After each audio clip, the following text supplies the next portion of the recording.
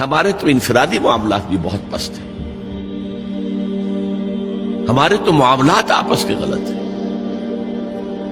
ہم تو جھوٹ اور دھوکہ اور فریب اور ملاوٹ اور خیانت اور غبن، اس میں تو ہم بہت ہائی مارکس جو ہیں سیکیور کر رہے ہیں۔ جاج برنارڈ شاہ نے کہا، میں جب قرآن پڑھتا ہوں تو محسوس کرتا ہوں کہ اس سے بہتر کتاب ممکن نہیں، اور جب مسلمانوں کو دیکھتا ہوں تو محسوس کرتا ہوں کہ ان سے زیادہ ذلیل قوم کوئی نہیں۔ یہ گواہی ہم دے رہے ہیں، یہ محمد کے ماننے والے یہ ہیں، یہ ہے امتی محمد کے، جو اپنے پاؤں پہ کھڑے نہیں ہو سکتے، جو اپنے معاملات مینیج نہیں کر سکتے، بیکاری، یہ اور کہاں ہے وہ دین؟ کوئی ایک ہی دنیا میں دکھا سکتے ہو کہ یہ ہے دین؟ آؤ see with your own eyes, this is دین الحق۔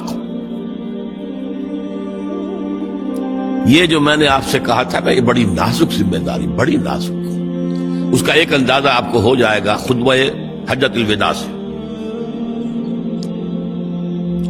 حضور نے جو خطبہ دیا، اور وہ عظیم ترین خطبہ ہے تاریخ انسانی کا، آخر میں موٹی موٹی باتوں کو پھر دہرایا۔ دیکھو، عورتوں کا خیال کرو، عورتوں کے حقوق ادا کرو، دیکھو غلاموں کے ساتھ نیک سلوک کرنا، جو بھی تھی۔ پھر آپ نے ایک سوال کیا، الا هل بلغت، لوگوں میں نے پہنچا دیا یا نہیں؟ 1.25 لاکھ کا مجمع تھا، آج سے 1400 برس قبل 1.25 لاکھ کا مجمع بہت بڑی بات تھی، بہت بڑی بات، جبکہ ابھی اسلام صرف جزیرہ نما عرب تک محدود تھا۔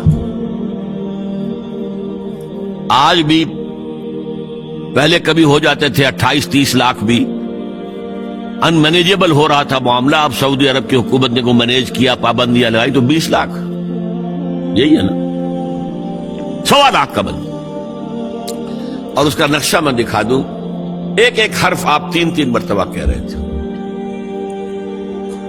داہنی طرف رخ کر کے کہا، وہ سنا، پھر مکبر کھڑے ہوئے ہیں، اس نے سنا اور آگے پہنچایا، اس نے سنایا آگے پہنچایا۔ لاؤڈ سپیکر تو تھا نہیں، کوئی پبلک ایڈریس سسٹم تو نہیں تھا۔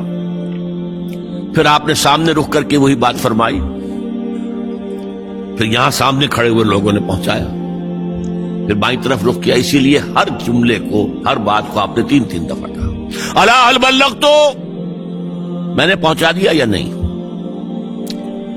اور عام عادت صحابہ کی یہ تھی کہ اول تو حضور کے سوال پر خاموش رہتے تھے کہ واللہ ورسولہ عالم،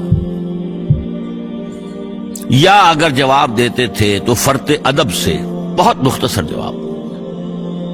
وہ چلبلے قسم کے شاگرد جو ہوتے ہیں، جو استادوں کو بھی پڑھانا چاہتے ہیں، صحابہ کرام اس طرح کے نہیں تھے، اپنی لیاقت اور ذہانت کا روب جو ہے اپنے استادوں پر گاٹتے۔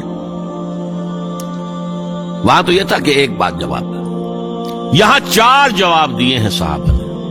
انا نشهد انك قد بلغت الرسالة واديت الامانة ونصحت الامة وكشفت الغمة۔ 3 مرتبہ حضور نے کہا الا هل بلغت، اور 3 مرتبہ جواب آیا انا نشهد انك قد بلغت الرسالة واديت الامانة ونصحت الامة وكشفت الغمة۔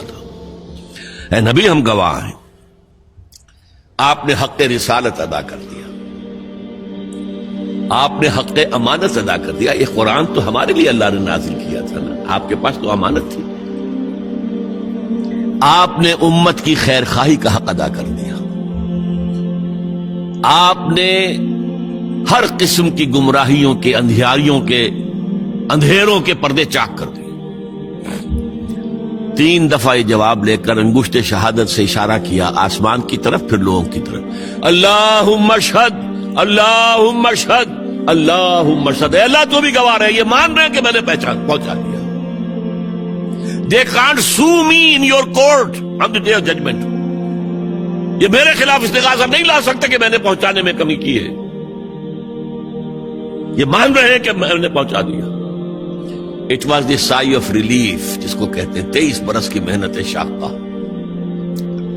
کون کون سے مراحل آئے ہیں، یوم طائف بھی آیا ہے، 3 سال کی شیب بنی ہاشم کی قید بھی ہے، مارکہ احد بھی ہے، احزاب بھی ہے، 70 مبلغین ذبح کیے گئے، کیا کیا نہیں دیکھا، کیا کیا نہیں جھیلا.